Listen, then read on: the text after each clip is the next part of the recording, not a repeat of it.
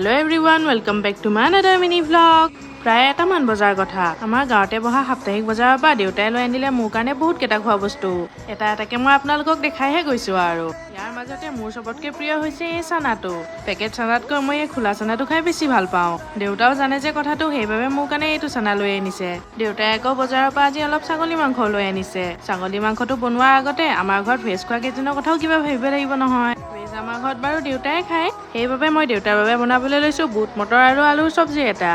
ভাজিটো বনোৱা হোৱাৰ লগে লগে মই দালিকণো তেল মাৰি ললো এতিয়া বাছ মাংস বনাবলৈ বাকী আছে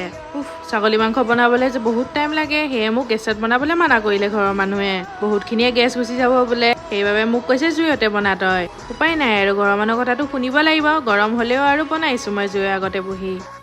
কালে মই মাংসই অকলে বনাই থাকো কিন্তু আজি মানে মা নাই দুপৰীয়া সেইবাবে ভাজি আৰু দালিকণো বনাবলগীয়া হ'ল সকলোবোৰ বনাই উঠি মই ধুনীয়াকে খাবলৈ বহিছো এতিয়া আজিলৈ বা